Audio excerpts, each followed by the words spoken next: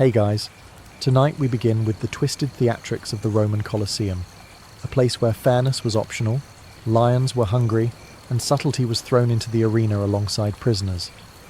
So before you get comfortable, take a moment to like the video and subscribe, but only if you genuinely enjoy what I do here, and let me know in the comments where you're tuning in from and what time it is for you. It's always fascinating to see who's joining us from around the world. Now, dim the lights, maybe turn on a fan for that soft background hum, and let's ease into tonight's journey together. The Roman Colosseum was not designed for sportsmanship, it was designed for spectacle, and also possibly as a way for emperors to avoid doing actual paperwork. Today, we have stadiums for soccer. The Romans had stadiums for chaos. If you walked into the Colosseum expecting fairness, you'd be about as disappointed as someone who brought a picnic to a thunderstorm. The crowd wasn't looking for balance. They weren't here to see who fought best. They were here to see who fell best, ideally in the most theatrical way possible. Bonus points for flailing arms and tragic facial expressions. Let's be honest, the Roman definition of entertainment was robust. A perfectly matched fight between two trained gladiators? Sure, that happened. But far more common were the opening acts. Criminals, captives, or very unlucky people who happened to owe the wrong senator money. These folks were given the equivalent of a sharp spoon and told to make it dramatic. And dramatic, they made it. The Colosseum wasn't just a stadium, it was a form of civic therapy. Life in ancient Rome could be stressful, plagues, grain shortages, and the occasional fire. Watching someone else have a really bad day in a controlled environment was how people coped. And it was free. Funded by the emperor, the games were a very public please-like-me gesture. You got grain, a seat, and a view of someone running from an angry elephant. What more could you want? Even the architecture encouraged inequality. The emperor had the best seat, senators got cushions, and everyone else got a stone bench and sunstroke. The actual people in the arena? They got an audience. So fairness? Not exactly the design priority. This wasn't a fencing match. This was ancient Rome's version of dinner theatre. If your dinner included fried dormice and the play ended in screaming. If you were a participant, you weren't measured by your win-loss ratio. You were measured by how loud the crowd got when you tripped over your own foot and fell directly into a net. Nothing says public service quite like forcing an untrained civilian to fight a heavily armed professional in front of 50,000 strangers. The Romans had a word for this: entertainment. And while we have game shows and cooking competitions, they preferred something with slightly more risk and significantly fewer rules.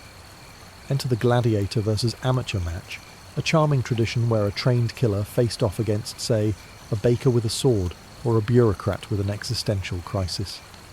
These weren't just one-off mistakes. These were planned. Sometimes the amateurs were volunteers, sometimes they were condemned criminals, and sometimes they were just guys who really should have read the fine print. Gladiators, contrary to modern movie logic, weren't all enslaved nobodies. Some were volunteers, some were celebrities, and all of them were highly trained. They lived in schools, had coaches, and were basically professional athletes, except with more armour and fewer endorsement deals. Now imagine pitting one of them against someone who learned sword fighting from watching shadows on a wall. The result was predictable, and that was the point. This wasn't about suspense. This was about spectacle. The audience didn't want a fair fight. They wanted to cheer for the obvious winner, while pretending the other guy had a shot. It was the ancient Roman version of watching a squirrel try to drive a chariot. And for the amateur, well, they had options. Option 1. Survive long enough to be mildly impressive. Option 2. Survive long enough for the crowd to feel sorry for you. Option 3. Get hit so quickly and dramatically that the audience laughs and the emperor nods in approval. If you were particularly charming or dramatic, you might even earn a reprieve. Romans loved a good underdog story, especially if the underdog was bleeding just the right amount. but most of the time, the outcome was settled before the match began. The crowd knew it. The fighters knew it. Even the guy sweeping the sand probably knew it. Let's say you're accused of a crime in ancient Rome. Maybe you stole something. Maybe you looked at the emperor's statue a little too long. Maybe your neighbour just really doesn't like you. Congratulations, you now qualify for a special appearance in the Colosseum. And by special appearance, we mean you're going to be introduced to a lion, up close, personally, and probably without warning. The damnatio ad bestias, or condemnation to the beasts, was a Roman tradition that asked the important question: what if our justice system was also a zoo? It was Rome's solution to everything from theft to treason. Throw the accused into the arena, open a gate, cue the music and the panic. The lions weren't ordinary cats either. They were imported, often from North Africa, and treated like star performers. They got better transportation than most citizens, and sometimes better food. The prisoner, meanwhile, got a tunic and a vague sense of doom. No armour, no weapon, occasionally a stick. Because nothing says fairness like handing someone a twig and telling them to make it look exciting. This wasn't a fight, it was a message. The Empire didn't just punish you, it made you part of the show. The more dramatic your final moments, the more the crowd cheered, the more the Emperor smiled, and the more everyone forgot their rent was overdue. And yes, people brought their children. Because why go to the Forum when you could teach your kids valuable life lessons like, don't commit fraud or you'll be lunch? Sometimes the condemned surprised everyone. They ran, they dodged, they climbed things. There's at least one account of a man playing dead so convincingly that the lion lost interest. Unfortunately, the crowd didn't. They made sure the show went on. If you're thinking, this seems excessive, the Romans would have agreed, but only if you suggested not using lions. That would have ruined the aesthetic. So let's say the lion match is over, and the crowds had their fill of seeing unarmed prisoners make friends with fate. What's next? Naturally, let's arm some people and send them back in, but with more animals, and weirder ones. Enter the Venations, Rome's version of man versus wild, if the wild was extremely annoyed, and the man was wearing gladiator sandals. These were staged hunts where specially trained fighters, or, let's be honest, whoever was available and didn't owe too many favours, were given weapons and told, try not to look nervous. The Colosseum would be transformed into a faux wilderness. Fake trees, imported sand, maybe even a bit of shrubbery if someone had the budget. Then wild animals were released. Leopards, bears, ostriches, rhinos, crocodiles, basically anything that could stomp, charge, or deeply confuse an audience. Fighters were expected to battle them with spears, nets, or in some cases, absolutely nothing helpful. There are stories of men sent in with slings or sticks, which is exactly as effective as yelling "please stop" at a charging boar. And here's the twist. It still wasn't a fair fight, just in the opposite direction. Sometimes the animals were sick, drugged, or starved to make things manageable. Other times they were just dumped into chaos, unsure if they were supposed to attack or audition for a tragedy. Not that it mattered. The goal wasn't survival. It was spectacle. Did the crowd care about the animals? Not especially. If a rhino managed to flip a man into the air like a decorative coin, they cheered. If the man somehow won, they cheered louder. There was no losing, just entertainment. And occasionally, the animals teamed up. In one account, a bear and a lion supposedly ignored the humans and started fighting each other. The crowd adored it. The organizer probably got promoted. It wasn't hunting. It wasn't combat.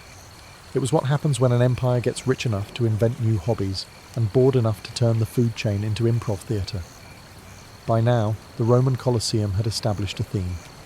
Take something brutal and somehow make it weirder. But when they wanted to really impress the audience, they dipped into mythology. Because why simply execute someone when you could recreate a legend while doing it? This delightful tradition was known as fatal charades. Not a game, unfortunately. but a form of public execution that merged storytelling with creative sentencing. Picture a condemned man dressed as Icarus, strapped into fake wings, and pushed off a platform. No, he didn't fly. No, it wasn't subtle. The Romans loved mythology, gods, heroes, tragic endings. So instead of quietly dealing with criminals, they reimagined their deaths as performances. The audience wasn't just watching justice, they were watching art. Violent, state-funded art. Take the story of Prometheus, for instance. In myth, he's chained to a rock and has a certain recurring eagle problem. In the Colosseum, they skipped the rock and used stage props. But the eagle? That part was real. Or Orpheus, the tragic musician who tried to rescue his wife from the underworld. The Roman version? A man in a tunic with a harp walks across the arena, and then someone quietly releases a few large, extremely uninterested animals. It didn't end with music. The crowd, of course, loved it. Finally, culture and entertainment, all in one. You could feel refined for recognizing the myth and still point and laugh when the guy in the Apollo wig tripped over his sandals. Were these performances accurate to the original stories? Not remotely. But accuracy wasn't the goal. Spectacle was. If they remembered the plot correctly, great. If not, they just invented a new version where Hercules loses a foot. To be clear, these weren't plays. The performers weren't actors. They were people who'd been sentenced to death and were now expected to help bring a story to life before exiting it in the final act. No curtain call, no applause, just a well-timed nod from the emperor, and a satisfied crowd who now felt a little more cultured, despite the fact that someone had just been Zeused off a scaffold. Just when you think the Colosseum couldn't get more extra, Rome said, "What if we made it a lake?" Yes, at various points in its early history, the Colosseum hosted mock naval battles called naumachii, because when you've already turned executions into theatre, the next logical step is to simulate a maritime war in a building that is very much not near the sea. Roman engineers, who clearly had both talent and too much time, figured out how to flood the arena floor, not with symbolism, with actual water, the kind that makes boats float and inexperienced sailors panic. The plan was simple: fill the floor, toss in a few ships, and stage a battle with real people who were often less informed about rowing than the audience. Sometimes these mock battles reenacted famous sea clashes. Other times it was just teams of captives told, row, fight, and try not to look like you've never seen an oar before. And let's talk about those boats. They were smaller than real warships, of course. You try fitting a full fleet into an amphitheatre and see how far you get. But they were still decked out with paint, flags, and very real weapons, which meant there was a good chance that someone was going to fall in, or be pushed in, or just jump in because it seemed like the better option. The audience watched from above like cruise passengers watching a buffet fire, equal parts confused and delighted. Nobody really cared about naval tactics. They wanted to see if someone fell off the boat in a dramatic way, bonus points if they screamed something poetic while doing it. And yes, there were moments of drama, ships colliding, fighters leaping across decks, people accidentally poking their allies with spears. Honestly, it was less naval strategy and more floaty chaos with costumes. Eventually, the Colosseum stopped flooding itself for these shows, probably because it turns out water and ancient concrete don't make the best long-term couple. But for a while, Romans got their sea battles, their splashing, and their laughs, even if half the participants couldn't swim and the other half couldn't steer. Sometimes even staged combat wasn't dramatic enough. That's when the organisers rolled out the party pack: blindfolds, shackles, mismatched weapons, and a general disregard for the laws of physics or common decency. Why? Because fairness is boring. But watching someone try to fight blindfolded, hilarious, for everyone except the person wearing the blindfold. One popular twist was to take a perfectly competent fighter and make their life significantly harder for entertainment's sake. Remove their armour, shorten their weapon, or give them something completely useless, like a net, or worse, a wooden sword. Nothing says good luck, quite like stepping into the arena holding what is essentially a stick from a child's toy set. Then there were the shackles. Fighters were sometimes chained by the ankles, wrists, or both. Because clearly, if you've already trained to survive an armed duel in front of thousands, what you really need is to be physically restrained while doing it. Bonus, it makes dodging a lot more interpretive. Some were forced to fight while tied together. Yes, to each other. It was called the three-legged race of doom. Okay, not officially, but it should have been. Imagine trying to survive with someone else's panic dictating your footwork. One stumbles, both fall, and the crowd loses its mind. Of course, these gimmicks weren't used on just anyone. Gladiators were investments. The ones who drew crowds and had reputations were spared the most ridiculous setups, unless the audience was bored and the emperor wanted a laugh. Then all bets were off, and let's not forget the occasional surprise opponent. You think you're fighting one guy, and suddenly a trapdoor opens and out comes a second one, or even better, something with claws. Imagine a WWE match where the floor randomly spits out a bear. Ancient Rome did that, but sincerely. None of this was in the rulebook, mostly because there was no rulebook, just a checklist. Is it entertaining? Is it absurd? Can it be cleaned up before the next match? You might assume that the Roman Colosseum, in all its chaotic brilliance, gave its audience a break between events. A moment to stretch, grab some olives, maybe talk about how well the gladiators were accessorized. And technically, yes, there was an intermission, but in true Roman fashion, even that was turned into a performance. Welcome to the Meridiani, the midday break. While the morning had beast hunts and the afternoon promised gladiator duels, lunchtime was reserved for something a little more procedural, public executions, because nothing pairs with your midday bread roll quite like the empire's idea of due process. These executions weren't spontaneous. They were scheduled, organised, timed with the precision of a stage play. The condemned, usually criminals, deserters, or people who had annoyed the wrong bureaucrat, were brought out for the crowd to see justice being served, loudly and without any red tape. No one was expecting drama. This wasn't a fight. It was a warning. Don't be like this guy, the Empire said. Also, please enjoy your olives. And the methods, well, let's just say they were creative. Sometimes it was quick, a clean finish and on with the show.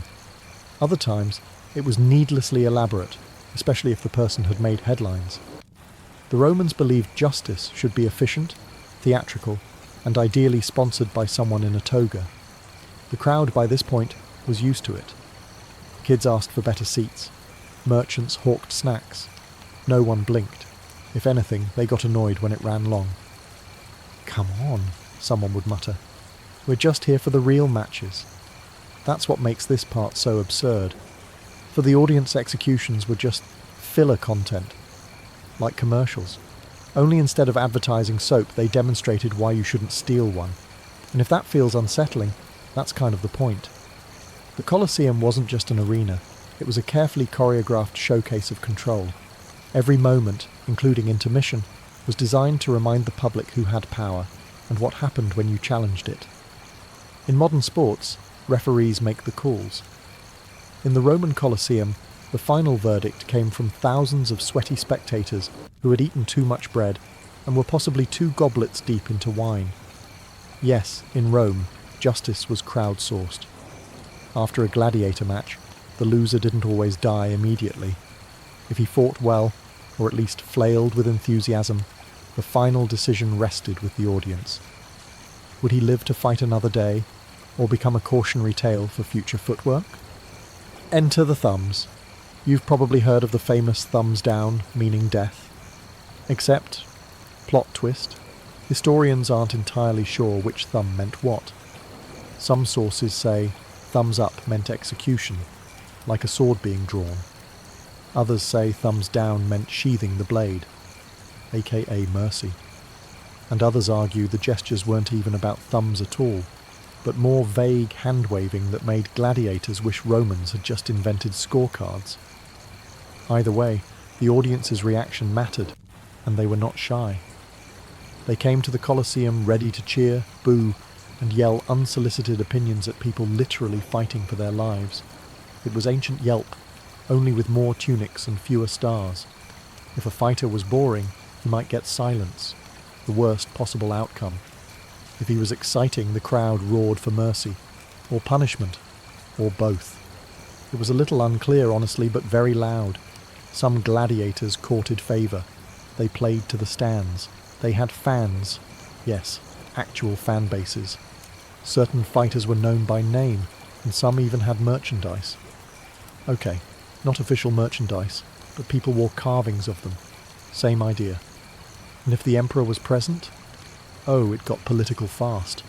He could override the crowd's vote, granting mercy or insisting on execution. Either way, he was reading the room, like a stand-up comic, but with higher stakes and fewer jokes. Well, depending on the emperor. So while the games looked like chaos, they were weirdly democratic, at least for the fighters. If you entertained, you had a shot. If you didn't, well, the crowd was ready to vote, with their voices, their hands, and occasionally their sandwiches. Because in the Colosseum, survival wasn't just about skill. It was about giving the people a good show, and hoping they were in a generous mood. Of all the creatures you might expect to face in the Roman Colosseum, lions, tigers, that one guy with a net, the humble wild boar probably wouldn't top your list. But in ancient Rome, pigs weren't just food. They were part of the entertainment, and not in a cute, farm petting zoo kind of way. Wild boars were no joke. These were muscular, tusk-wielding, forest-born battering rams with hooves. Think of them as nature's angry bowling balls, with less mercy and more momentum. Now imagine one of them charging at you, in front of a cheering crowd, while you try to look heroic in a leather skirt. Gladiators were trained for many things, but pig strategy was not high on the curriculum. Sometimes boars were used in animal hunts, venations, released into the arena for fighters to take down with spears. Other times, in an effort to keep things spicy, the boars were introduced mid-combat as surprise guests. Nothing livened up a duel like a 300-pound pig sprinting across the stage uninvited. In at least one event, records describe an animal so aggressive that it charged through props, ignored its handler, and nearly ran into the front row. The Romans loved it. Nothing says great public funding like airborne pork. And if you're wondering how this counts as entertainment, to the Roman crowd, unpredictability was the point. A lion was majestic. A tiger was terrifying. But a boar, that was hilarious. Especially when someone underestimated it. Even emperors got in on the action. Some hosted themed hunts, showcasing their exotic animal collections, including particularly fierce pigs, just to prove how well stocked their empire was in both bacon and bravado. The fighters, meanwhile, were mostly just trying to survive. You could train to counter a sword. You could anticipate a human. But a wild boar, that was pure chaos in pig form, with tusks that turned kneecaps into hazards. And in the grand tradition of Roman entertainment, no one asked the important question, should we be doing this? They just asked, can we fit another boar into this scene? Spoiler, they could. And they often did. The arena floor was no ordinary stretch of sand. Beneath it lay a labyrinth of tunnels, cages, lifts, and pulleys, all carefully designed to ruin someone's afternoon. These mechanical marvels allowed stagehands to raise animals, props, or sometimes entire set pieces into the arena with unsettling theatrical timing. You're a gladiator, mid-fight, sweating under the Roman sun, and just as you're about to win, boom, the floor opens and out comes a leopard. Not part of the match, just bonus content. This was not accidental. Roman event planners, yes, that was essentially a real job, loved surprises. Why have a normal duel when you could turn it into an obstacle course with hidden lions? And it wasn't just animals. Sometimes chariots would roll out, sometimes fire pits, sometimes large wooden constructs meant to represent mythological backdrops, like the underworld or a poorly made volcano. All of it designed to keep the crowd engaged and the participants deeply confused. It turned combat into theatre, and theatre into absolute chaos. You didn't just fight your opponent. You fought the floor, the props, and your growing suspicion that someone behind the scenes was laughing very hard. These trapdoors were operated by teams of slaves and workers beneath the stage, coordinating timing with the precision of a military operation, or at least a mildly chaotic circus. One wrong lever, and suddenly a bear appeared in the wrong scene, or worse, didn't appear at all, leaving two fighters awkwardly circling each other for 20 minutes. To the audience, it was thrilling. To the combatants, it was a lesson in humility and ankle awareness. Because in the Colosseum, you weren't just facing opponents. You were facing architecture, stage design, and the Roman Empire's deep commitment to surprising people with unpleasant things. If the gods truly favoured the brave, then surely they also appreciated the ones who managed not to fall through a trapdoor mid-victory pose. At first glance, gladiator versus gladiator matches sound like the fairest part of the Colosseum schedule. Two trained professionals, well matched, facing off in front of a roaring crowd, like ancient UFC but with better outfits. But of course, this is Rome. And fairness, as always, was optional. While some bouts were evenly matched, for dramatic tension and crowd investment, many others were rigged faster than a politician's re-election campaign. One fighter might be a seasoned veteran with years of arena experience. The other, a terrified rookie who'd just figured out which end of the sword was the business end, and don't get too attached to the idea of standard weapons either. Sometimes one fighter got a gladius and a shield, the other got a net and a trident, not because it made tactical sense, but because the crowd liked variety and someone in event planning had a flair for chaos. These odd pairings had names. The Secutor versus the Retiarius, trident guy, was especially popular. One had armour, a big helmet, and traditional gear. The other wore almost nothing, carried a glorified fish fork, and relied on dodging for dear life. It was less battle of equals, and more, can Speedy McBareFeet avoid being flattened? Why the mismatches?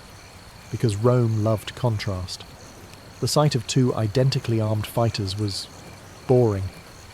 But throw a bulky armoured tank against a wiry, nearly naked rope flinger. Now that's entertainment. And if one gladiator had a growing fan base or a sponsor to impress, the match might be tilted in his favour. Not so he could prove himself, but so he could look even cooler while winning. Gladiators weren't just fighters, they were investments, walking brand names. If someone had a dramatic win streak or a distinctive fighting style, the Empire leaned in. Fans bought figurines, children reenacted their victories. Merchandising wasn't official, but it existed. So yes, sometimes they were handed an easy victory just to keep the legend alive. The losing fighter, well, he was either forgettable or unlucky. Possibly both. Because in the Colosseum, balance was an illusion. The audience didn't come for sportsmanship. They came to see someone outmatched, and hopefully outmaneuvered. And if that person somehow won anyway, now that was a story. If you thought the Roman Colosseum was just about swords and sand, think again. It was also about spin, and not the kind that happens when someone gets hit too hard and falls in a dramatic spiral. No, this was politics. The Colosseum wasn't just a place to entertain the masses. It was a PR machine, custom built to remind everyone exactly who was in charge. Every event, every match, every oops we released two tigers moment was part of a carefully curated imperial message. Obey or else. Executions weren't just punishments, they were statements. Traitors, rebels, or just people who annoyed powerful senators were dispatched publicly and theatrically, often with backstory and staging. One day, you're in a scroll with a bad opinion.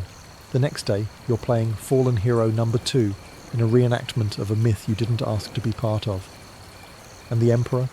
He wasn't just watching, he was starring. He sat in the best seat, naturally, dead centre, plenty of shade, and just close enough to the action to nod thoughtfully when someone was decapitated artistically. The crowd watched him as much as the fights. His reactions mattered. If he gave a thumbs up, it wasn't just a gesture. It was a headline. Some emperors used the games to build favour. Bread and circuses, remember? Keep the people fed and distracted, and they won't notice the empire's budget falling apart. Others used it to intimidate. A public execution here, a surprise lion there, all very motivating. And if you were lucky enough to be a popular gladiator, you could even be used politically. Fight well, and you were proof of Rome's strength. Refuse to die properly? Suddenly you were a liability. Sometimes entire events were staged around political narratives. Celebrating a military victory? Great. Let's reenact it in the arena with extras and actual casualties. Hosting a foreign dignitary? Let's show them a good time with tigers. Nothing impresses a visiting official like a guy in armour jumping over a hippo. So yes, the Colosseum was Rome's most violent press conference. Every splash of sand and dramatic collapse was part of the empire's broader messaging strategy. Rome is strong, Rome is glorious, and Rome is definitely watching. With all the mismatches, trapdoors, weaponized pigs, and political overtones, why did the Colosseum stay open for so long? Simple. Rome was addicted to spectacle. These weren't just shows. They were cultural events, political tools, social glue, and occasionally legally questionable therapy for a civilization that desperately needed hobbies. The empire was big, complicated, and frequently on fire, sometimes literally. But give the people a gladiator match, and suddenly everything felt stable. The formula worked. A bored, overtaxed citizen might complain about grain shortages, but toss them a seat in the Colosseum, a snack, and a front row view of someone wrestling a panther in a wig. Suddenly, life wasn't so bad. That's Empire Building 101. Distract, dazzle, repeat. And emperors loved it. The games gave them instant approval ratings. Want to win the crowd after raising taxes? Host a week-long festival? Accidentally insulted the Senate? Release some flaming chariots and tigers? Want to make a general feel insecure? Have his enemy play the hero in a restaged myth and forget to tell him it's a metaphor? The Colosseum was the original social media feed. Constant updates. Constant drama. A place where careers were made, enemies were erased, and your public image could be defined by a single thumb gesture. No comments section though, just roaring applause or complete silence, which in Rome was basically a downvote. But even the greatest empires get tired. Over time, the shows became less extravagant, the animals harder to import, the audience less dazzled. By the time Rome began to crumble, even the Colosseum started to feel like yesterday's news. Sand and stone don't last forever, and neither do attention spans. Still, the legacy lingered. Even today, we remember the Colosseum not as a sports arena, but as a monument to how far a society will go for a good show. It wasn't fair, it wasn't kind, but it was unforgettable. Because when you build a stage for 50,000 people and fill it with fire, iron, and politics, well, you're not aiming for subtlety, you're aiming for history. Imagine you're a farmer in ancient Ireland. It's April 30th, and the winds are shifting. You look out over the rolling hills and mutter to yourself, "Yep, time to light something on fire again." Welcome to Beltane, the ancient Celtic fire festival that wasn't just about celebrating the start of summer, it was about surviving it. While modern folks might pop a sunscreen bottle and complain about the heat, your ancestors were busy stacking wood and herding cows between two roaring bonfires. Why? Because they believed the smoke could purify, protect, and maybe even impress the local spirits. In this world, fire wasn't just a handy tool, it was a living force, a mediator between realms. Lighting it wasn't casual, it was sacred. The druids, the spiritual MVPs of the community, were in charge of the flames. They'd chant, gesture dramatically, and eventually summon a central bonfire, known as the need fire, which every household flame in the region was relit from. Think of it as a spiritual reset button, but with way more sparks and fewer user manuals. As the fires crackled, villagers would lead their livestock, yes, the actual cows and sheep, between the twin blazes. It sounds a bit excessive, but this was insurance against disease and misfortune. Want your cattle to stay healthy and productive? March them through fire. Want to stay fertile? Take a daring leap over the flames yourself. Nothing says romance like mild singeing. And of course, there was dancing, naked or clothed, depending on the year and how much mead was involved.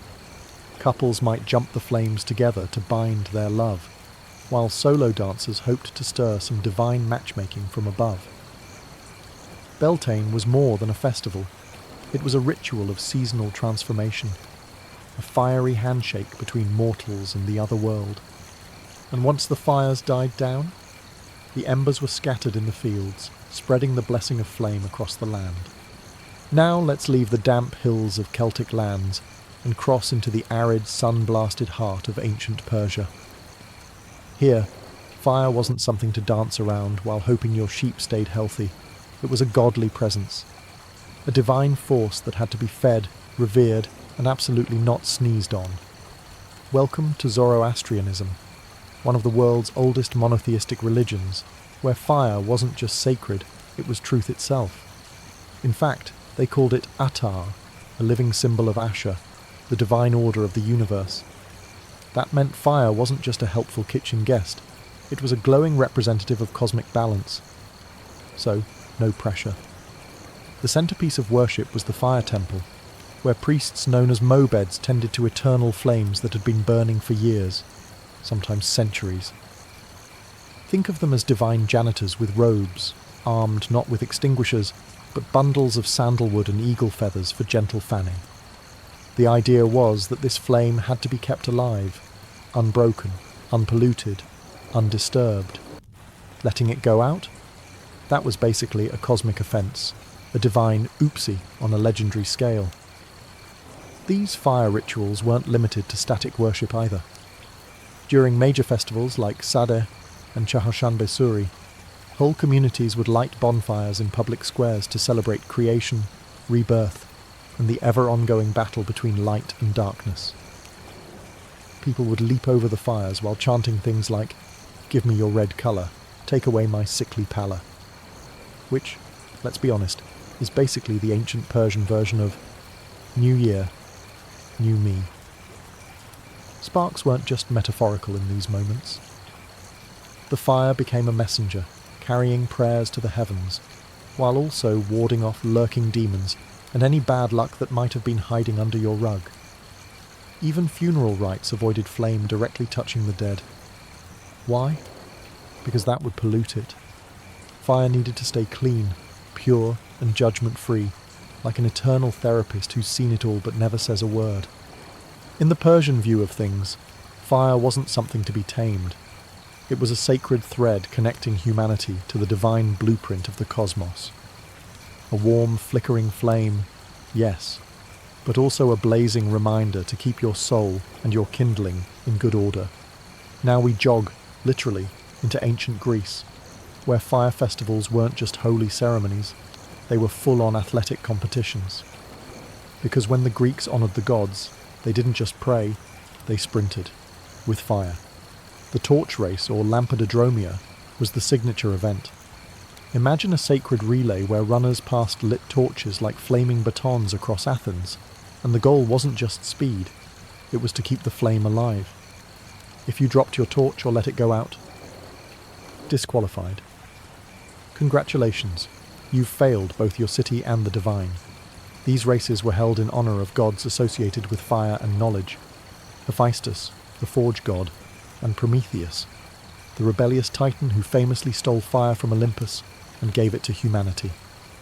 A bold move that earned him eternal liver-pecking punishment from Zeus, which, in Greek mythology, counts as a light slap on the wrist. The torch race wasn't just sport, it was ritual theatre. By keeping the flame burning, runners symbolised the endurance of divine wisdom passed down to mortals. It wasn't enough to possess the fire. You had to prove you could carry it without fumbling like a butterfingered apprentice in Hephaestus's workshop. And this wasn't a casual jog through the olive groves. The races were often held at night, the only light coming from the flaming torches bouncing through the darkness, casting shadows across temples, columns, and confused livestock. The visual impact was intentional. The gods were watching, and you better make it look epic. There were also deeper symbolic layers. Prometheus's gift of fire wasn't just warmth or cooking fuel. It represented intellect, transformation, rebellion.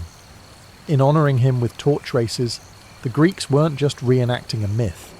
They were subtly reminding themselves of their own clever defiance, their pursuit of civilization, even if it came at a divine cost.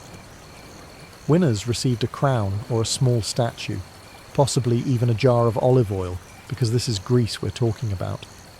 But the real prize was glory, and maybe a temporary break from angry gods smiting your crops.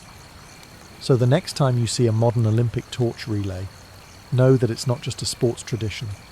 It's a flickering echo of Greek reverence for stolen fire, cosmic rebellion, and the timeless art of running really fast while not burning your eyebrows off.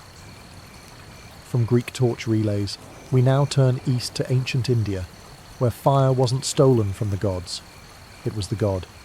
Meet Agni, the Hindu god of fire, who wasn't just a deity of warmth and light, but a cosmic postman. His role? Deliver offerings from earth to the heavens, through fire, with perfect reliability. No lost packages, no customer service line. In Vedic rituals, the sacred ceremonies of ancient India, Agni was the bridge between humans and gods. Any prayer worth its salt needed fire. And not just any fire, it had to be lit properly, fed with clarified butter, ghee, basically the holy nectar of every ritual, and accompanied by mantras. These were called yajnas, and they were so important that priests devoted their entire lives to mastering them. Think of it as spiritual pyromania, but with a lot more incense and fewer insurance claims. In a typical yajna, a sacred fire pit called a Havan Kund was constructed, often in intricate geometric patterns aligned with celestial forces. The fire had to be coaxed into life using friction or sacred chants, not a matchstick in sight. And once it was lit, Agni became alive. You weren't just watching a fire, you were making eye contact with a god. But this wasn't a one-time thing. The most devout households kept eternal fires burning, flames that never went out, passed down from generation to generation. If a fire died, it wasn't just inconvenient, it was a spiritual emergency. Some even believed it could disturb cosmic balance. Imagine being the guy who accidentally spilled water on a divine flame. Oops doesn't quite cover it. Fire festivals like Lori and Makar Sankranti later evolved to carry this Vedic legacy into seasonal celebrations, marking agricultural transitions with bonfires, songs, and offerings. It was joy wrapped in smoke, purification dancing in sparks, and unlike some traditions where fire was kept at arm's length, here it was intimate, living, and profoundly respected. Agni wasn't feared like a wildfire.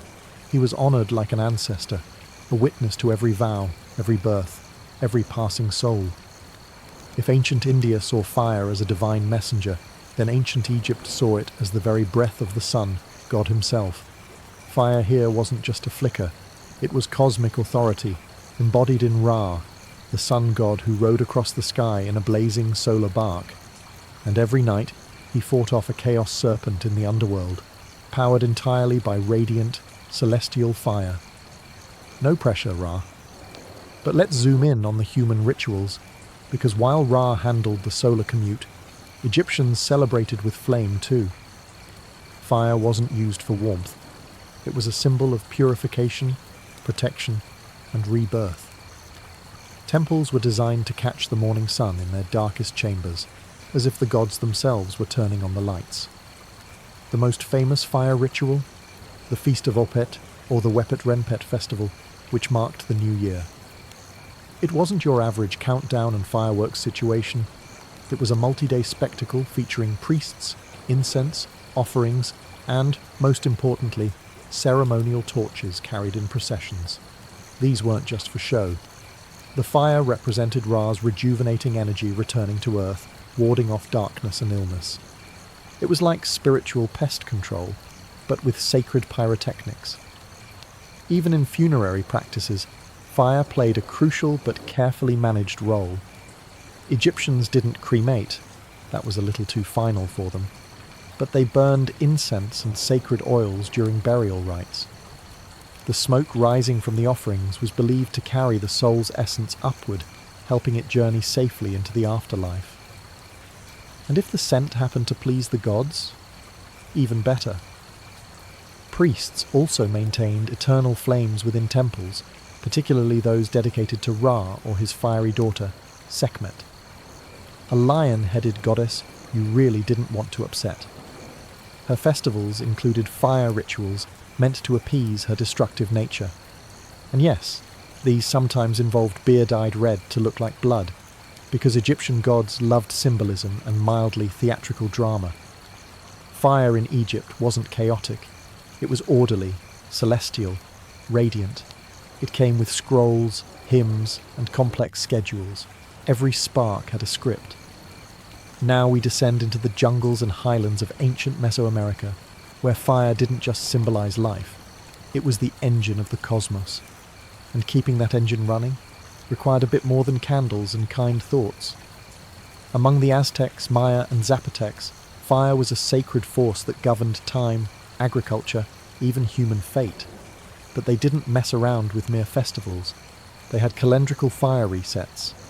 Enter the new fire ceremony, held every 52 years, when the Aztec calendar completed its sacred cycle.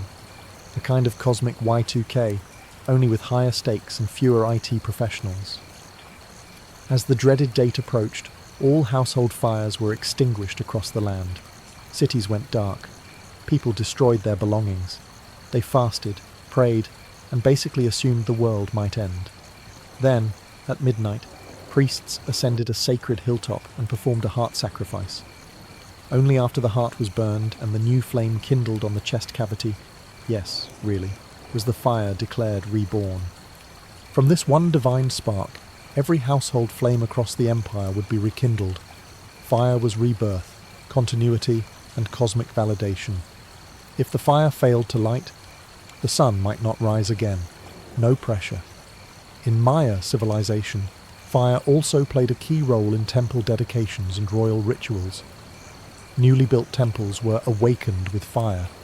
They would literally burn offerings in the central chamber to activate the structure, as if inviting divine tenants to move in. And if you were a king, your accession to power required fire rites, including incense burning and sometimes ritual bloodletting just to show you meant it. The Zapotecs were just as committed. Their fire god, Cochillo, was closely tied to storms and lightning, and festivals in his honor included bonfires, dances, and occasionally the dramatic burning of symbolic effigies, sort of a divine piñata with a flammable personality. Across all these cultures, fire was a dialogue with the gods, but also a demand. It was hungry, and it needed feeding, not just with logs or copal resin, but with sacrifice. The smoke didn't just rise, it spoke. Now let's sail into the vast Pacific, where islands dot the ocean like stepping stones of fire. For the ancient Polynesians, fire wasn't just a necessity. It was an origin story, a divine inheritance passed down from gods who lived inside mountains. At the heart of many Polynesian fire beliefs stands the goddess Pele, the tempestuous spirit of volcanoes, particularly revered in Hawaiian mythology. She wasn't a calm hearth goddess gently tending your cooking pot. She was a blazing force of nature who created islands with her lava, then destroyed them in a fit of divine rage. Respecting fire in this culture wasn't optional, it was survival. Pele was said to live in the Halema-Uma'u crater at the summit of Kilauea, one of the most active volcanoes in the world. When it erupted, it wasn't a natural disaster, it was Pele expressing herself. Lava flows were seen as her fiery footsteps, reshaping the land according to divine will. People left offerings near craters, flowers, food, chants, sometimes even hair or nails. Because when a goddess is literally remaking geography, it pays to stay on her good side. Fire festivals in Polynesia took many forms, but one of the most mesmerizing was the Siva Afi, or fire knife dance, still performed in places like Samoa and Tonga. Originally part of warrior rituals, the dance involved spinning flaming knives while leaping, flipping, and generally defying common sense. It wasn't just showmanship, it was spiritual display. The fire knife was seen as an extension of inner strength, a dance with ancestral power. In everyday life, Polynesians used fire to cook in umu, earth ovens, light paths during ceremonies, and communicate with the spirit world. Fire was the bridge between visible and invisible, the earthly and the divine. Even funeral rites involved sacred torches and chants, guiding the soul toward ancestral realms across the sea. Some islanders believed that ancestral spirits travelled on flame, visible in the flickering of torches or the glow of fireflies. To ignore or mishandle fire was to risk offending both gods and ghosts. You'd think the frigid lands of ancient Scandinavia would be too cold and soggy for fiery rituals, but the Norse had a relationship with fire that was anything but lukewarm. In a land of icy fjords and eternal winters, fire meant more than comfort. It meant survival, both physical and spiritual. At the heart of Norse mythology is a cosmic duality, fire and ice. The world itself was born from the clash between Muspelheim, the realm of fire, and Niflheim, the land of frost. When the two collided in the primordial void of Ginnungagap, sparks flew, literally, and out of that chaos came the first being, Ymir, and eventually the gods. So fire wasn't just essential, it was a creator and a destroyer. The most feared fire figure in Norse mythology was Surtur, a fire giant from Muspelheim who, according to prophecy, would ride out during Ragnarok, the Norse apocalypse, with a flaming sword in hand. His mission? Burn the world to ash. You can see how fire wasn't taken lightly. On a more earthly level, fire festivals marked seasonal changes, especially the end of winter and the return of the sun. Celebrations like Yule, which later merged with Christmas, were deeply fire-centric. Great logs were burned for days, hello, Yule log, representing the rebirth of the sun. The longer it burned, the better your luck for the coming year. Lighting the Yule fire wasn't just cosy, it was cosmic insurance. Bonfires were also lit during midsummer festivals, where the light was at its peak and spirits roamed more freely. Leaping over flames, a practice shared with other cultures, was believed to grant protection, fertility, and possibly the ability to impress your crush. And when it came to death, fire had the final word. Viking funerals weren't all longboats and slow-motion archery, but yes, cremation was common, and fire was believed to release the soul to Valhalla, or Folkvanger, the afterlife realms of warriors and the chosen. The fire cleansed, elevated, and honoured. It was part farewell, part transformation, and part dramatic flair. Across the ancient world, fire wasn't just life-giving, it was judgmental. It could warm your home or incinerate your legacy. For many cultures, fire became the ultimate test, a tool of divine justice, spiritual purification, and cosmic reckoning. And unlike modern courts, there were no appeals. In ancient India, fire wasn't only a god, it was also a witness. In the epic Ramayana, Sita, wife of the hero Rama, had to undergo a trial by fire, literally. After being kidnapped and rescued, she walked through flames to prove her purity. The fire, Agni himself, emerged not with a guilty verdict, but with a divine nod. She was unscathed, and therefore innocent. A hot mess of gender expectations, yes, but also an example of how fire was seen as the final arbiter of truth. In medieval and ancient Europe, similar ideas took root in trial by ordeal. Suspected criminals, witches, or unfortunates with bad luck were sometimes subjected to fire-based tests, like holding a red-hot iron or walking across glowing coals. If their wounds healed cleanly, they were innocent. If not, well, You probably didn't want to be around for the closing arguments. While these trials weren't exactly spiritually uplifting, they showed the lingering belief that fire could reveal divine will. In Zoroastrianism, one of the earliest notions of fire as judgment emerged in the concept of Chinvat Bridge, the crossing point to the afterlife. At death, souls would walk a blade-thin bridge above a river of molten metal. Those who had lived righteously would find it as gentle as warm milk.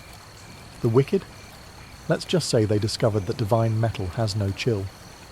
Even the Aztecs, who worshipped fire with meticulous devotion, saw it as a cyclical trial. If their new fire ceremony failed, the world could end. Fire, once a gift from the gods, could also become their chosen method of cosmic deletion. It kept humanity humble and maybe a little flammable. Throughout all these traditions, fire became a mirror. What you brought to it, truth, guilt, devotion or fear, was what it revealed. Whether in sacred rites or terrifying trials, fire was the final exam of the soul. In ancient Egypt, paying taxes wasn't just an economic duty, it was practically a spiritual obligation. The pharaoh wasn't your average bureaucrat. He was the divine middleman between gods and humans, so when he demanded tribute, it wasn't viewed as exploitation. It was seen as maintaining cosmic balance. Ma'at, the sacred order of the universe. Nothing like being taxed by a god to keep things in perspective. Money, as we know it, didn't really exist in early Egyptian society. So how did the pharaoh fill his royal coffers? Grain. Lots and lots of grain. The Nile's annual flooding ensured fertile fields, and after harvest, scribes would arrive, clipboard in hand, or rather, papyrus scroll, to measure exactly how much you owed. They used rope, sticks, and something resembling a calculator made of frustration.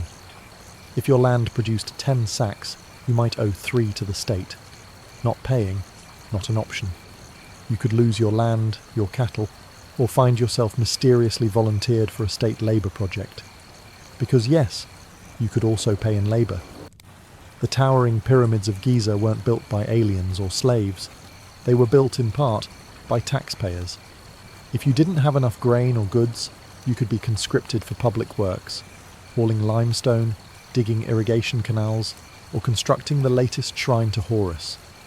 Congratulations, you're now part of Egypt's National Infrastructure Initiative. The whole system was recorded meticulously by scribes, those sharp-eyed record keepers with a monopoly on literacy. They documented everything, from how much wheat you owed to whether your donkey was taxable. Yes, even animals could be taxed. If it moved and had value, chances are the state wanted a piece of it. Egypt's tax system was centralized, efficient, and, when needed, brutally enforced. But it was also flexible. During years of famine or poor flooding, tax collectors might reduce quotas, not out of kindness necessarily, but because dead farmers don't pay taxes. Leave it to the Romans to turn bodily functions into taxable assets. In the sprawling empire of marble forums and gladiator games, taxation was both a bureaucratic art and a source of legendary grumbling. You could be taxed for land, slaves, doors, and yes, urine, because nothing says efficient government like charging people to pee. Let's start with the infamous urine tax, or vectigal uriny. Public urinals and fullers' workshops collected human urine, which was then used, no joke, as a source of ammonia to bleach clothing and tan leather. So, when Emperor Vespasian realised this bodily byproduct was chemically useful, he did what any responsible emperor would do. He taxed the collectors. The phrase, "money doesn't stink," pecunia non olet, was born when his son Titus questioned the morality of such a tax. Vespasian handed him a coin and asked if it smelled. It didn't. Point made. But that's just the tip of the imperial iceberg. Rome had taxes on windows to encourage modest architecture. Slave ownership came with its own tariff, and inheritance taxes could shave off a chunk of what you left behind. There was even a sales tax, though it only applied to free citizens, because if you were enslaved, congratulations. You were already a form of taxable property. Tax collectors were called publicani, and let's just say they weren't winning popularity contests. These middlemen paid the state in advance for the right to collect taxes, then squeezed citizens for as much as possible to turn a profit. They were the ancient equivalent of a private collection agency run by a hedge fund. And if you refused to pay, soldiers might show up to help convince you. Despite all this, Roman taxation funded some impressive projects: aqueducts, roads, temples, and military conquests that stretched the empire from Britain to Syria. You could argue that Roman taxes built civilization and crushed it, depending on where you stood. And yes, tax revolts happened. Provinces groaned under the weight of tribute, and more than one rebellion started with the words, "How much?" In the heart of Mesoamerica, the Aztec Empire ran one of the most elaborate and structured tribute systems the world has ever seen. And no, it wasn't based on gold or coins. It was powered by cocoa beans, jaguar pelts, and feathers so fine they made European kings look underdressed. Unlike modern tax systems, Aztec taxation was known as tribute, and it operated like a giant imperial wish list. The emperor didn't need your permission. He needed your region's best products, delivered regularly, and preferably without excuses. Every city-state, or altopetal, that fell under Aztec control was required to send tribute, recorded meticulously by scribes known as calpixca. These men carried detailed codices illustrating what was owed, not numbers, but pictures, piles of maize, stacks of cotton, bundles of obsidian, and yes, sacks of cocoa beans. Think of it as a pictorial invoice from hell. Cocoa beans were especially valuable, not just as food or drink, but as currency. A handful could buy a tamale, a cloak, or a night out at the local human sacrifice. They were so prized that counterfeiters tried to hollow them out and refill them with dirt. Audacious, yes, but also a crime punishable by death. The IRS of Tenochtitlan did not mess around. Tribute items could range from the delicious, turkey's honey, to the decorative, jade gold dust, to the downright inconvenient, giant logs carried from forests miles away. One province had to deliver embroidered warrior costumes regularly, complete with battle-ready sandals. Another specialised in exotic bird feathers, which were woven into headdresses for nobles and gods alike. Imagine trying to explain to your village why your tax burden is 30 live parrots and 2 jaguar pelts. Sorry kids, jaguar chasing day again. Failure to pay tribute could result in violent retribution. Aztec tax collectors weren't shy, and rebellious provinces were often met with military reminders. Compliance was a matter of survival, not civic duty. Despite the harsh terms, the tribute system kept the empire thriving. The capital, Tenochtitlan, was a city of floating gardens, gleaming temples, and markets bursting with goods, much of it paid for by the backs of tributary towns. In ancient China, taxation was less about flamboyant punishments or bizarre goods, and more about sheer scale. With a population in the tens of millions, and an empire that seemed to go on forever, China built a bureaucratic tax machine so vast and precise, it would make Roman senators weep into their wine. Let's start with the basics: rice and labour. During the Han Dynasty, peasants were the economic backbone, and they paid taxes in 3 primary forms: grain, cloth, and corvée labour. The grain filled the empire's granaries, the cloth was handed to state officials, and the labour? Well, that meant weeks or months away from home working on canals, roads, or the occasional Great Wall renovation. Think of it as tax season, but instead of paperwork, you're hauling bricks through the Gobi. As the empire evolved, so did its taxes. The Tang dynasty introduced the two-tax system, which was meant to simplify things. It required twice-yearly payments, once in summer, once in autumn, calculated according to how much land you owned and how many people you had lying around eating your rice. In theory, it was fair. In practice, tax collectors had a flexible understanding of fair, and then came the salt tax, the quiet empire builder. Rather than taxing everyone equally, the government slapped a heavy tax on salt, a daily necessity. Everyone needed it, especially in a time before refrigerators, and so the state made a fortune. For centuries, salt revenue funded armies, palaces, and bureaucrats' pensions. It's no exaggeration to say salt underwrote dynasties. But taxation wasn't just about funding. It was about control. Census taking was practically an art form, as were land surveys and household registries. The goal? To know exactly how much rice you grew, how many sons you had, and whether you were hiding a second ox behind the barn. Of course, it wasn't all order and harmony. Excessive taxation was one of the top causes of peasant revolts, like the Yellow Turban Rebellion, which exploded in the late Han period. When farmers are starving and still being asked for 30% of their rice, bad things tend to happen. Long before modern accountants began asking for your W-2s, ancient Mesopotamians were already inventing the fine art of taxation. With clay tablets, reed styluses, and absolutely zero tolerance for creative deductions. In the land between the Tigris and Euphrates, the Sumerians, Babylonians, and Assyrians created the world's first tax system, and with it, history's first recorded complaints about taxes. Instead of paper forms, scribes etched tax records into soft clay. These cuneiform tablets, thousands of them, documented everything from barley contributions to livestock tallies. If you think your local tax office is slow, try waiting for your grain levy to be logged by a man scratching symbols into mud. The staple tax? Barley. In early city-states like Uruk and Lagash, farmers paid a portion of their harvest to the temple or palace. And the temples weren't just religious centres, they were full-blown economic hubs with tax officials, storerooms, and surprisingly stern priests. But grain wasn't all. Mesopotamians taxed fishermen on their catch, traders on their goods, and craftsmen on their workshops. Even donkeys weren't safe. If you had a working donkey or a cart, congratulations, you were now a small taxable transport business. Under the Babylonian king Hammurabi, taxation became even more structured. His famous legal code, one of the oldest in the world, laid out penalties for tax evasion, overcharging officials, and cheating the system.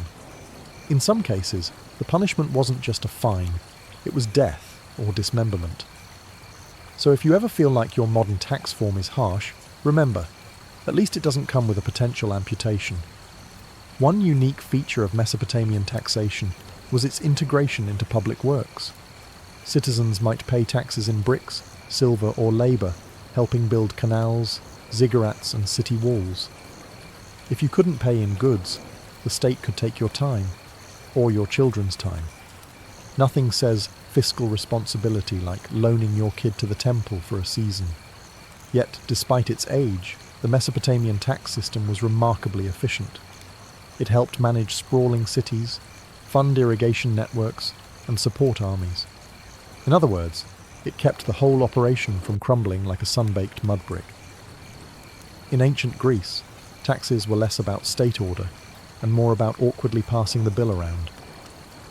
Unlike centralized empires like Egypt or China, many Greek city-states, especially Athens, relied on a mix of civic pride, social pressure, and well-disguised tax avoidance strategies. Let's start with the basics. Direct taxation on citizens was rare. Athenian citizens didn't pay income tax like we do today. Instead, they were expected to contribute to the state through liturgies, a fancy way of saying, "Hey, rich guy, it's your turn to pay for a play, a worship, or a festival." These weren't technically taxes, but try saying no and still getting invited to dinner. Meanwhile, foreigners and metics, resident aliens who lived and worked in Athens, did pay taxes. They were required to fork over a monthly protection fee, which covered the privilege of not being a full citizen. Essentially, thanks for living here, now cough it up. Trade was another goldmine. Import and export goods came through the bustling port of Piraeus, and Athens made sure to grab its cut with customs taxes, tolls, and docking fees. You could tax olive oil, wine, or pottery, just not ideas. Those flowed freely from the mouths of philosophers who, naturally, had opinions about taxation too. Plato believed that rulers should live modestly and serve the state, not profit from it. Aristotle, ever the realist, saw taxation as a necessary part of governance, though he noted that excessive taxation could lead to rebellion. Meanwhile, the average Athenian just wanted the tax collectors to stay far away from their grape harvest. Which brings us to the real villains of the story, tax farmers. Rather than collecting taxes themselves, Greek states auctioned off the right to collect them. The highest bidder would pay the state up front, then go out and recoup the money, plus plenty extra. These tax farmers were about as popular as wet tunics at a symposium. Despite the chaos, the system worked, more or less. Taxes funded temples, wars, roads, and democracy itself. But resentment simmered, especially among the poor, and tax abuse occasionally led to public outrage, lawsuits, or exile. Welcome to the Inca Empire, where you didn't pay taxes with money, or even cocoa beans. You paid with your hands, feet, and spine. The Inca created one of the most impressive civilizations in the Americas, stretching across modern-day Peru, Ecuador, Bolivia, and Chile. And they did it without coins, markets, or written language. So how did they fund it all? With a tax system based entirely on labour, known as the mitar. The mitar wasn't a suggestion, it was mandatory state service. Every able-bodied male citizen owed the empire a set number of days each year, usually spent building roads, farming state land, mining silver, or hauling stones for temples and fortresses. Picture the Inca tax form as a calendar, not a bill. The genius of the mitar system was its efficiency. Instead of centralizing everything in one place, the empire broke up labor across thousands of local communities called ailis. Each ailu sent its workers when called upon, and in return, the empire provided food, tools, and access to communal storehouses. You gave your time and got survival. Need a bridge over a mountain gorge? The mitar provided. Need hundreds of miles of paved roads to connect cities like Cusco and Machu Picchu? Mitar. Want a massive stone temple where each block weighs as much as a bus? Yes, that too. But the taxes didn't stop at muscle. Citizens were also expected to grow crops on state-owned fields, raise llamas for transport, and weave cloth for the military and aristocracy. Entire regions specialized in producing maize, potatoes, or textiles for redistribution. The empire stored these goods in enormous warehouses, kolkas, strategically placed along roads for use in times of famine or war. Unlike many other ancient civilizations, the Incas didn't use tax collectors in the traditional sense. Instead, local leaders kept quipus, knotted cords used to track labor and production. They didn't need writing when they had the world's most complex tax abacus made of string. And yes, resistance existed. After the Spanish arrived, they co-opted the mitar for forced mining labor, which quickly turned exploitative and deadly. What had once been a system of communal duty became a nightmare. During the Islamic Golden Age, from the 8th to 13th centuries, the empires of the Middle East, North Africa, and parts of Europe ran some of the most sophisticated taxation systems the world had seen since Rome. But unlike earlier models of raw extraction, Islamic taxation came wrapped in moral philosophy, religious duty, and meticulous bookkeeping. At the heart of it all was zakat, a religious tax and one of the 5 pillars of Islam. It wasn't just a donation, it was mandatory. Every able Muslim was expected to give around 2.5% of their wealth annually to help the poor, the indebted, and travellers in need. It was a tax designed not to fund palaces or armies, but to promote social justice. Think of it as the original wealth redistribution scheme, only with divine oversight. But zakat was just the beginning. There was also the kharaj, a land tax levied on non-Muslims who farmed conquered lands, and the jizya, a poll tax paid by non-Muslims in exchange for protection and exemption from military service. These taxes weren't arbitrary. They were legally defined, scaled according to wealth, and in many cases negotiated between communities and rulers. Non-Muslims could keep their religions and local customs as long as they paid on time. To manage all this, the caliphates developed a professional class of scribes and accountants. They kept ledgers in Arabic script, tracked markets, and issued receipts. The diwan, or state treasury, was not a chaotic chest of coins, but a centralized bureaucracy with trained clerks and standardized forms. Think Excel sheets, but on parchment. One unique feature of Islamic taxation was its connection to market regulation. Officials known as muhtasibs roamed bazaars to ensure fair pricing, honest weights, and moral conduct. If you tried to hide your profits to avoid zakat, the muhtasib might appear with a scale, a stern stare, and possibly a citation from the Quran.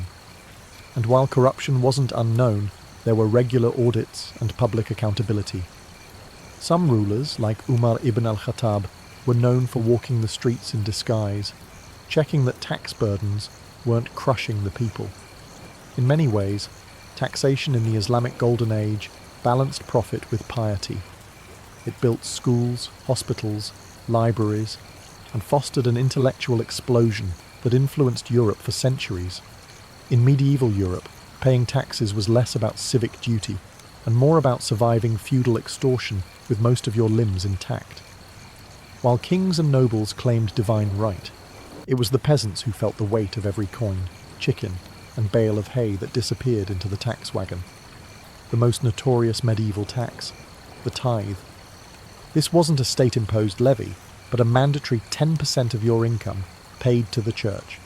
That meant a tenth of your crops, livestock or fish went straight to the local monastery. Refused to pay? You weren't just dodging taxes, you were risking eternal damnation. It's hard to argue with a tax backed by the threat of hellfire. Then came the feudal dues. If you were a peasant, your life was basically a subscription service to your lord. You paid for the land you farmed, for the mill you used, for the oven where you baked your bread. Got married? That was a fee. Inherited your father's field? Another fee. Had a particularly good harvest?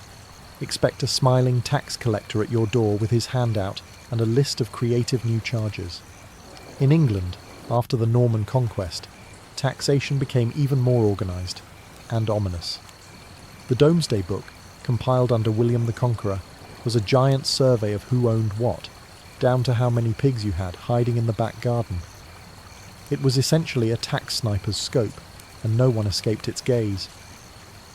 By the 13th century, kings discovered new ways to raise funds, especially for war.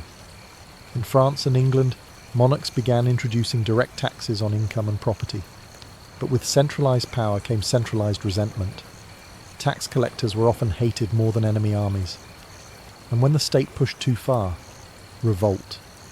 The English peasants' revolt of 1381 exploded in response to a brutal poll tax, a flat fee per person, regardless of wealth.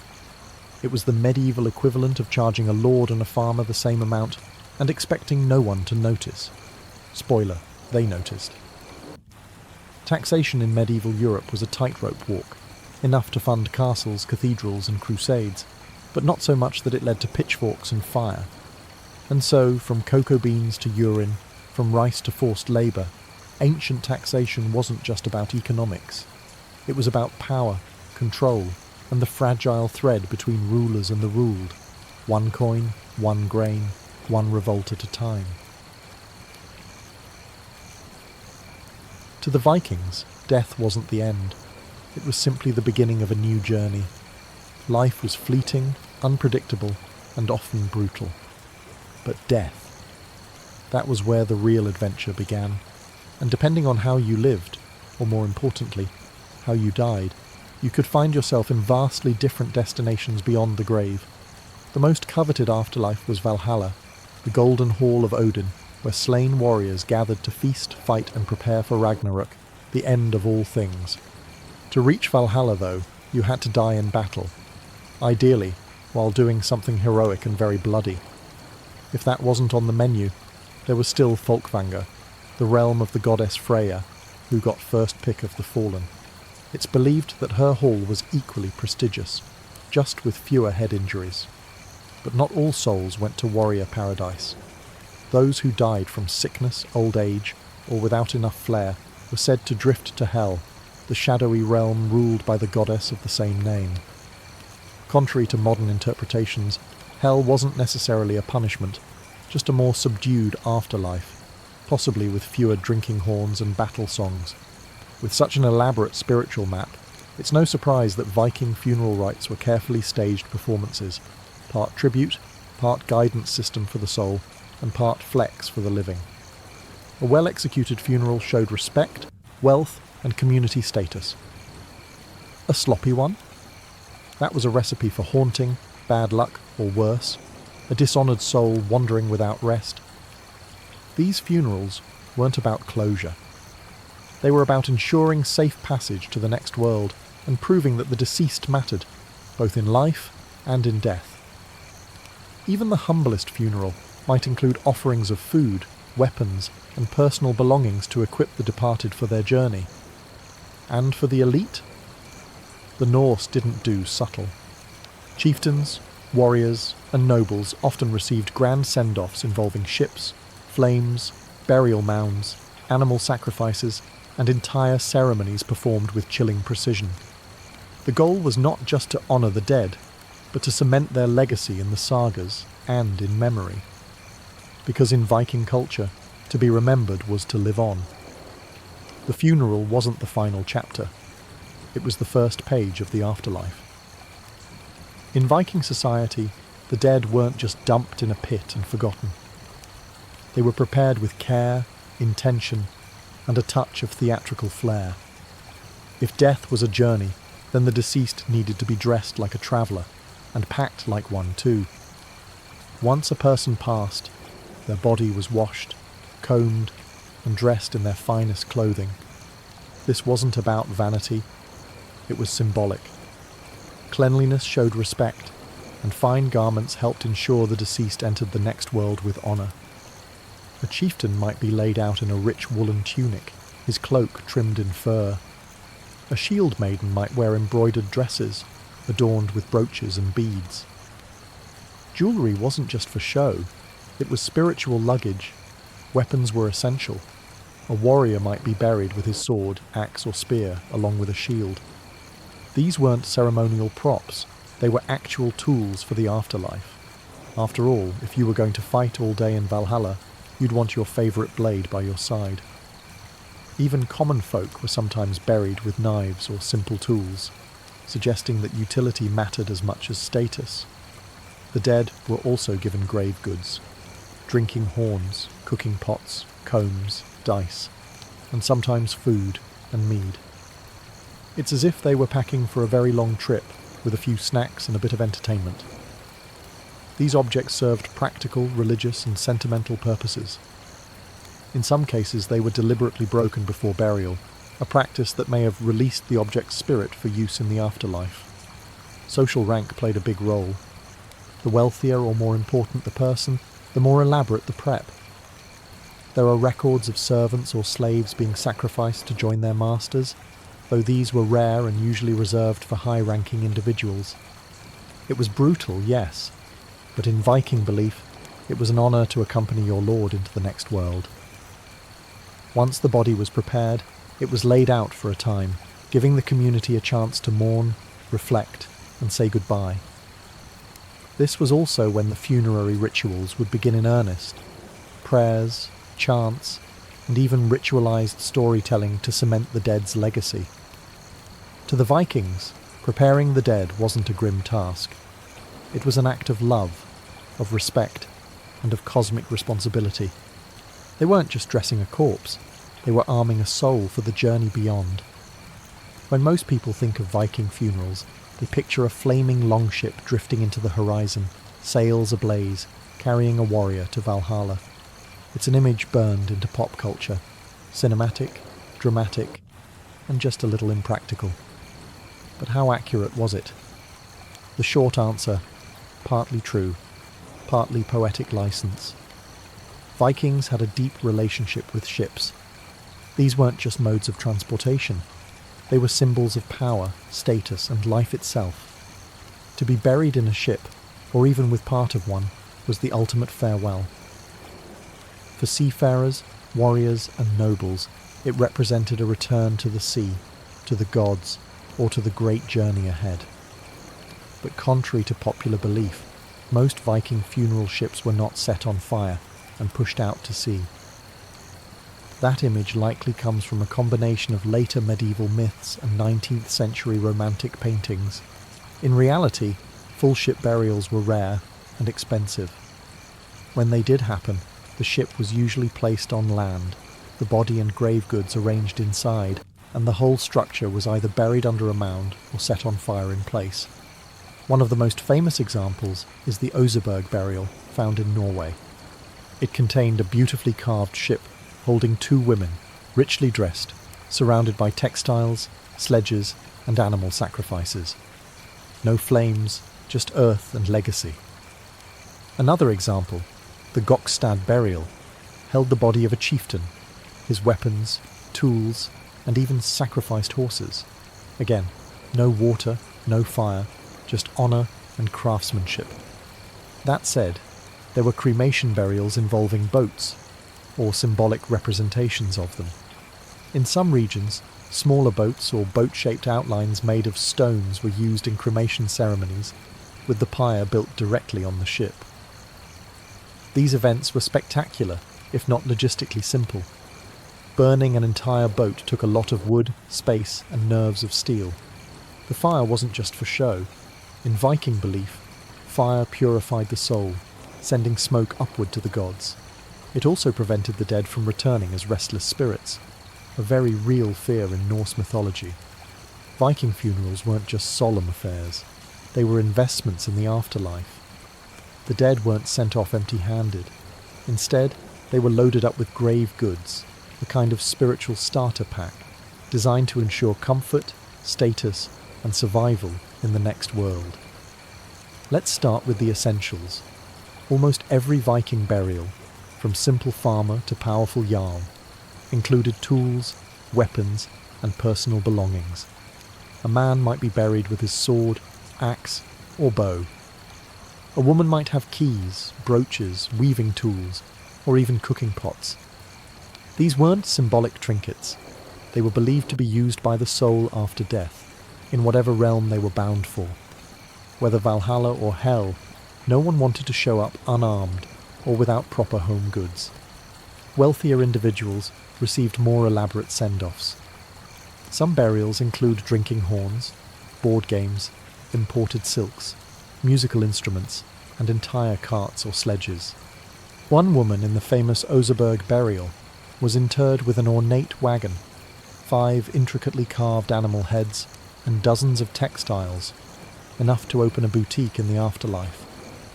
But what really set Viking funerals apart was their use of animal sacrifice. Horses were common companions in elite burials, symbols of status, transportation, and power. Archaeologists have uncovered graves with multiple horses, carefully arranged, clearly sacrificed for the occasion. Dogs, hawks, and even oxen also make appearances, each likely chosen for specific spiritual or symbolic reasons. In some cases, the sacrifices extended beyond animals. Slaves or servants might be killed and buried alongside their master. This wasn't casual cruelty. It was considered a form of loyalty or service, though from a modern perspective, it's undeniably grim.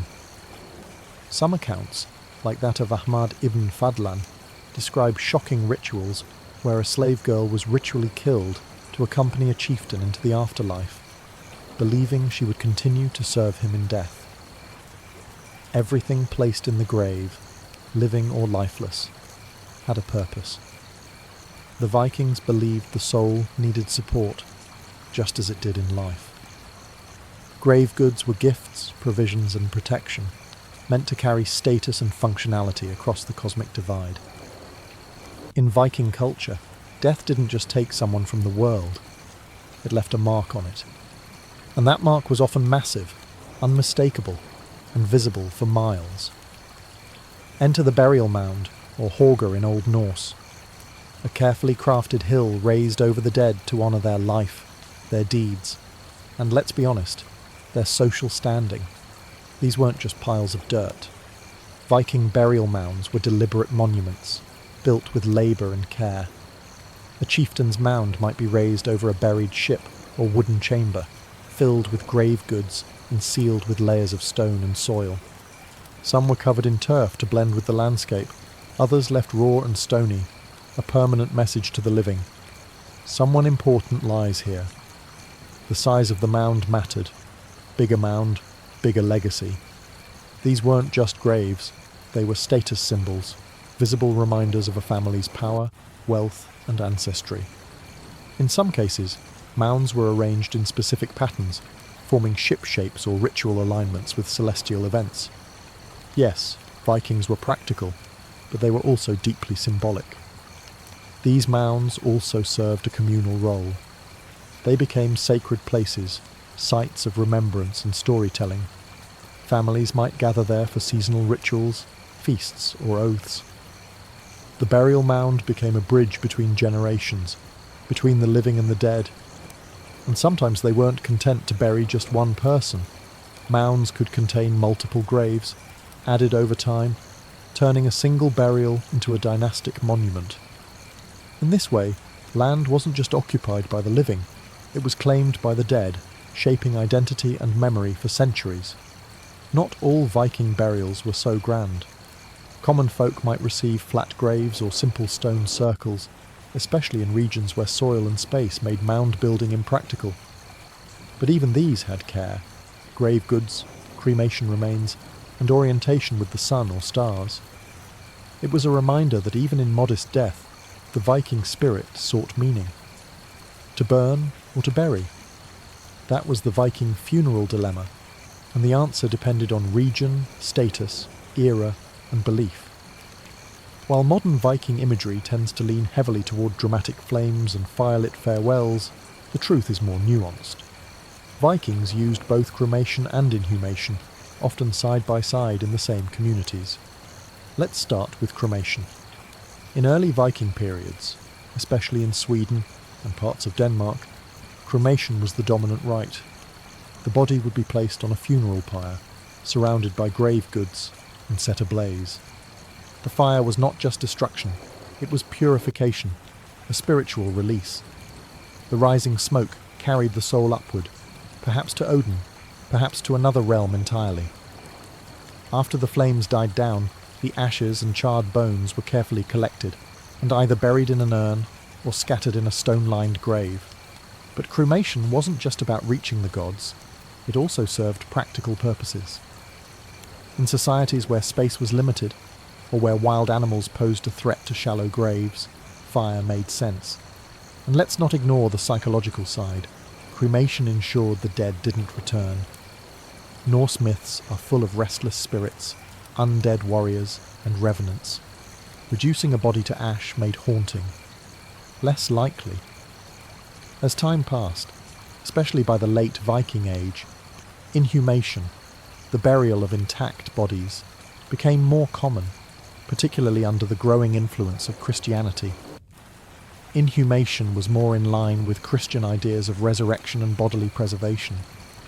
But even before Christianity, some Viking communities favoured burial in chambers, ships, or wooden coffins, with the body laid out in full dress, surrounded by goods, animals, and tools. Interestingly, both methods often coexisted. A chieftain might be cremated on a pyre, while his wife was buried nearby. Or cremation might be used for warriors, while inhumation suited farmers and traders. The choice could reflect personal identity, social class, or regional custom. What united both rites was the attention to detail and honour.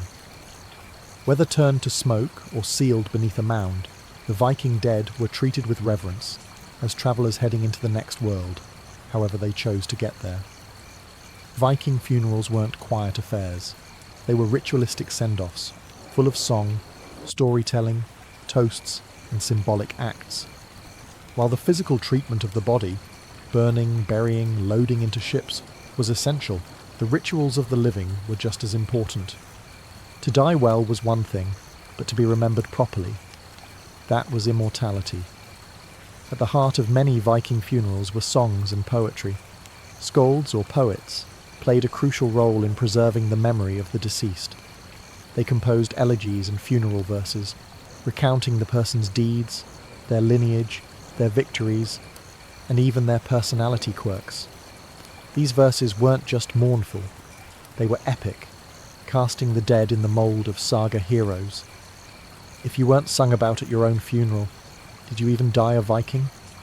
Funerals also involved ritual toasting, known as the minnie. Drinking horns were passed, mead flowed, and each toast honoured not just the departed, but the gods, ancestors, and fate itself. These were solemn moments, but also deeply social, blending mourning with camaraderie. It was grief expressed with firelight and fermented honey. Offerings were made at the gravesite, sometimes food, sometimes weapons, sometimes blood. Sacrifices, especially of animals, could accompany the funeral, intended to guide or sustain the soul in the afterlife. These rituals were often led by a Gothi, priest, or Volva, seeress, who conducted ceremonies with chants, symbolic gestures, and possibly a few unprintable incantations. In wealthier funerals, ritualized performances took place. Ibn Fadlan, the 10th century Arab diplomat, famously described the funeral of a Rus chieftain, likely Norseman settled along the Volga, which involved days of preparation, animal sacrifices, and the ritual killing of a slave girl who volunteered to accompany her master. Though horrifying by modern standards, it reveals the theatrical and religious weight the Vikings gave to death rites. Finally, memorial feasts could be held weeks later. These served to settle affairs, redistribute possessions, and honour the legacy. New leaders might be named, oaths sworn, stories told again. For the Vikings, death wasn't just a loss. It was a story to be told, a song to be sung, and a life to be celebrated with fire, voice, and drink. While fire consumed the body and song carried the soul, stone preserved the name. In Viking society, memory wasn't left to chance. It was carved, letter by letter, into the very bones of the earth. And thus came the rise of the rune stone, one of the most enduring Viking traditions of all. Rune stones weren't gravestones in the modern sense. You weren't placing a small marker next to a plot. You were erecting a public monument, meant to be seen, read, and respected. These stones stood along roads, near bridges, at crossroads, and beside burial mounds, bold declarations of the life and legacy of the dead. The inscriptions were written in runic script, an alphabet used across the Norse world. Some were simple. Gunnar raised this stone in memory of his brother. Others were sprawling epics, recounting voyages, battles, and deeds. Some even included curses for anyone who dared deface or move the stone. If you move this stone, may your bones rot and your cattle give no milk. Vikings didn't mess around.